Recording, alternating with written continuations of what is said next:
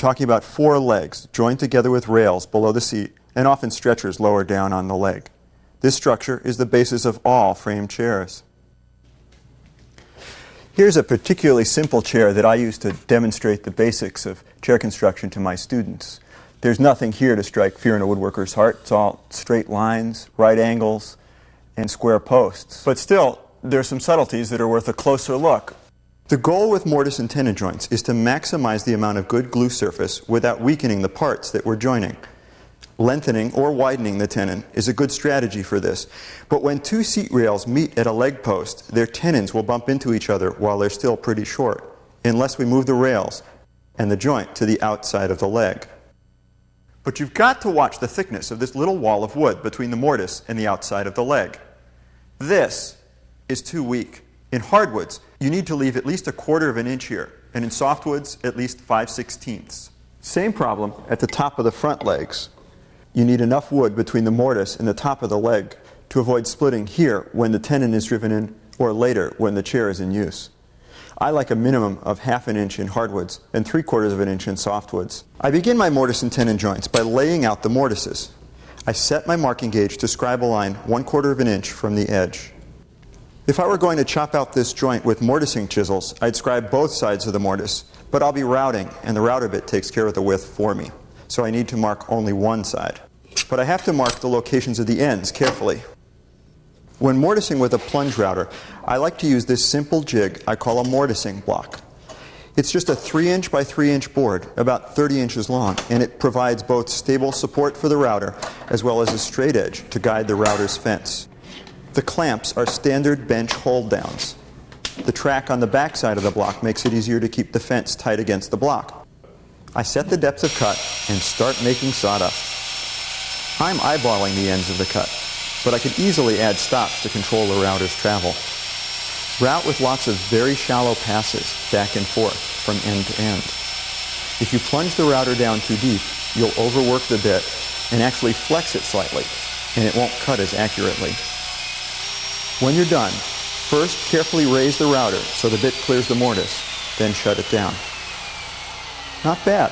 The mortise is crisp and almost exactly where I wanted it. I lay out my tenons directly from the mortises, although you could also locate them by careful measuring. I've set my rails in 1/16 of an inch from the edge of the leg. This looks good and spares you the effort of making these leg-to-rail connections flush. It would be a lot of work to fair them in perfectly, and less than perfect would just look badly done. I set the top to bottom location of the tenon in the same way, putting the rail exactly where I want it in relation to the leg and taking off the tenon's width.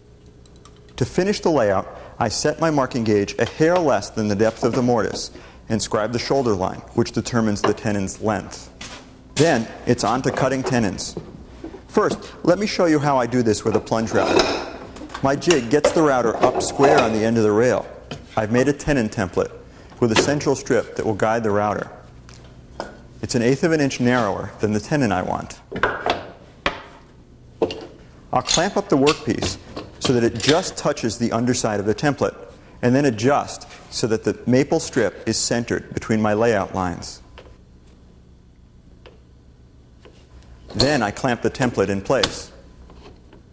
The router has a 1/2 inch bit and a 5/8 inch guide bushing installed, and the difference, 1/8 of an inch, is why my template guide strip is 1/8 of an inch narrower than the tenon that this setup will produce.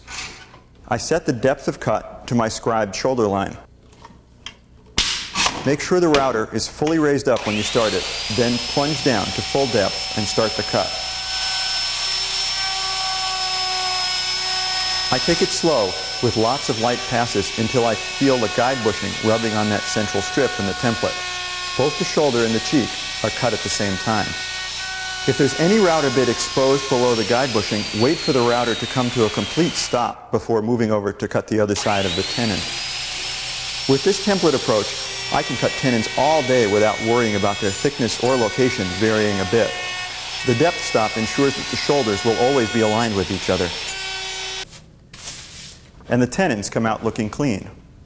But there are lots of other ways to cut tenons too. My homemade table saw tenoning jig drops over the rip fence and holds the workpiece upright. To locate the tenon cheeks, you simply adjust the fence. I've got a flat-bottomed dado set on my saw. This will let me cut the cheeks and shoulders at the same time, as I did with the router. The accuracy of my tenon thickness depends on how well I set the two cheek cuts, so I generally sacrifice a test piece in order to get it just right. Now, I bandsaw away the waste for the top and bottom shoulders. Be careful not to cut deeper than the shoulder you've already established. A 32nd of an inch remaining waste is easy to chisel off. Use a chisel that's just a little wider than the tenon is thick, but not as wide as the rail. Now you could chisel the mortise square to match the tenon, but I find it quicker and easier to do it the other way around. I rasp the ends round. A few strokes is all it takes at each corner. And then I make sure the corners are clean, chiseling away any remaining waste from the shoulder and cheeks.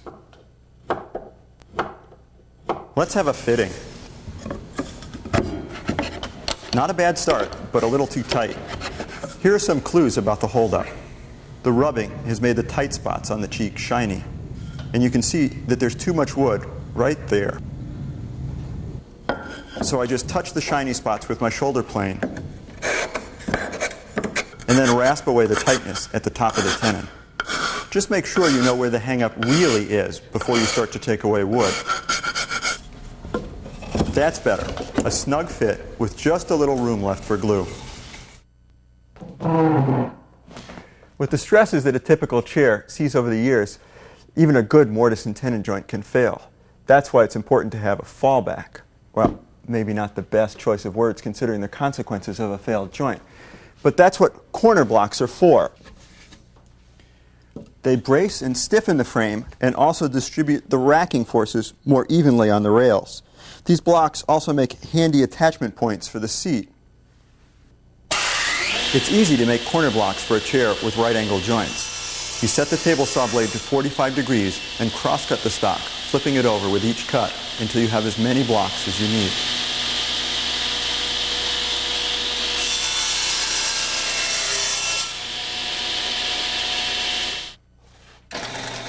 I set up my drill press with a bit designed for cutting pocket holes. It's got a replaceable center for the screw hole that slides into the counterbore part of the bit. My fence and stops help position the corner blocks for drilling. It's best to drill 2 holes on each side of the block. This adds rigidity to the chair. I install the blocks with drywall screws. There's no need to pre-drill the rails, but the screws go in much more easily when they're lubricated with a little soap or wax.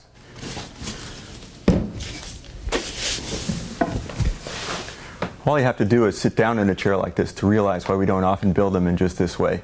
People don't fit very well into right angles, and this chair gets awfully uncomfortable quite quickly. In fact, it's already quite uncomfortable. You can improve the comfort of a chair considerably by increasing the angle between the back and the seat by about 4 or 5 degrees.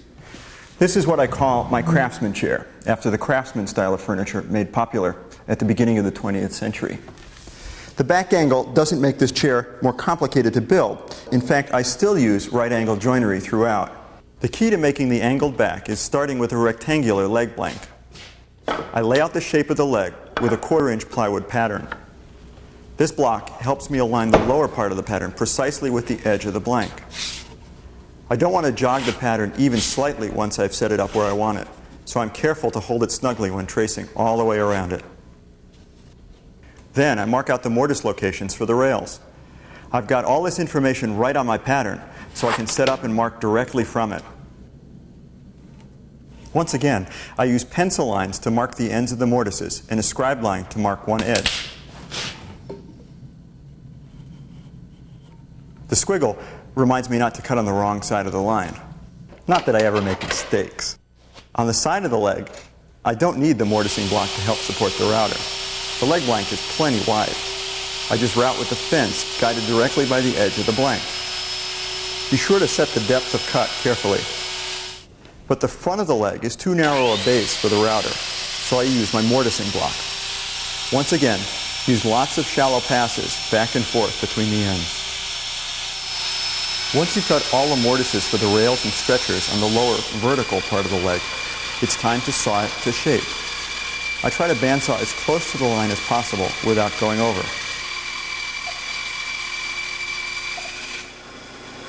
It's a big help if you use the wedge-shaped scrap from the front of the upper leg to help clamp the leg securely to the workbench for planing.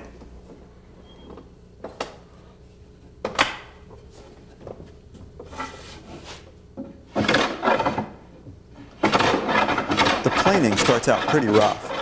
There are a lot of little bandsaw bumps in the leg that you need to plane down before any real smoothing begins. But even in hard maple, the legs clean up pretty quickly. By skewing the plane, as I get into the area between the upper and the lower leg, I can plane a lot further into the curve. But my secret weapon is this compass plane. I can adjust the curve of the sole and plane right through the curve in the leg. A spoke shape would also work fine here. I'll show you a bit of that later. A scraper takes out the tiny ridges made by the skewed plane and makes the surface acceptably smooth.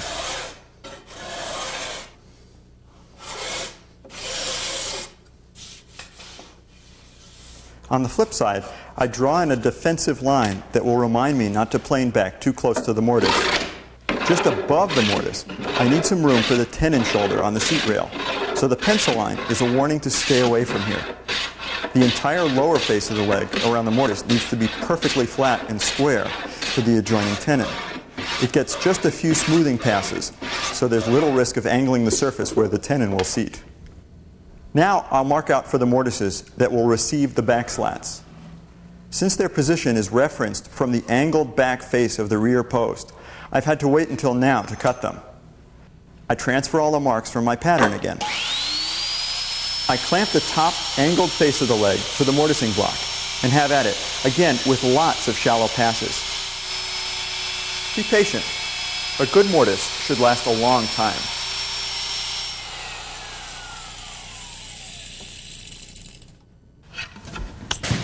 Once I've cut out the back leg for my Craftsman chair, there's enough good wood left over for me to cut a front leg as well. But other leg shapes are not quite so obliging. With something like this, you'll wind up wasting a great deal of wood. You can solve that problem by nesting the leg shapes, which minimizes the waste. But your new problem is that you'll have to saw out the legs before cutting your joinery, and then find a way to square up and align the faces you'll be mortising. This leg is angled back both above and below the seat rail joint, so there isn't much surface remaining around the mortise to support a plane for flattening. This simple jig positions the leg and provides a surface to support and reference the plane. The back end of the plane rides on the block while the blade flattens and squares up the facet where the side rail will join the leg. Once you've planed a pair of legs, check to be sure those side rail flats line up. This is essential for a square back assembly. The lower legs are a bit off. That's okay. The uppers, where all of the joints will be, line up perfectly, as they have to. There's another way to trim the legs after bandsawing, by pattern routing them. This particular jig lets me flush trim both front and back of the leg by clamping the blank on the correct side of the jig. The big handles give me the big safety factor I need with that big bit. The pattern is guided by the pilot bearing just below the bit. You'll still have to sand or plane away the router marks, but you can save a lot of time this way if you're in a limited production run. You can easily jig up to route a mortise in a shaped leg, but here's how to chop out the mortises by hand. First, make it easy on yourself by drilling some of the wood out of the way, using a bit just slightly smaller than the mortise width. Drill to your finished depth. Now, chop away most of the waste, but don't chop all the way to the line. You can keep the final cuts absolutely straight and square with the help of a guide block, which I referenced from the front facet that I just planed. This sets the side of the mortise in just the right place, and it helps keep the chisel straight up and down when paring the mortise wall. Hold the chisel firmly against the block, and try to pare away just a little bit at a time, moving along in overlapping cuts. For the other side of the mortise, I've made a block that references from the same face of the leg. This should mean that the two long sides of the mortise will be parallel, if I've made the jig well.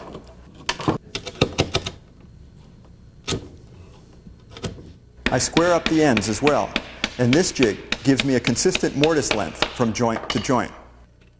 The frame chair started to take on some real sophistication in the early 17th century with the narrowing of the back of the seat, creating a trapezoid.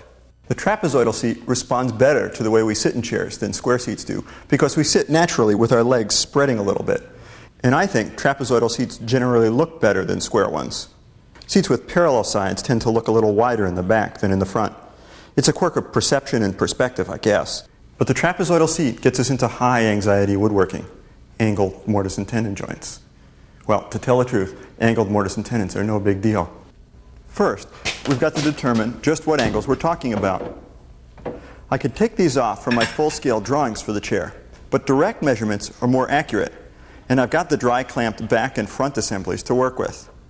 I take the overall widths. I draw a center line perpendicular to the bottom edge of a piece of plywood or a piece of paper.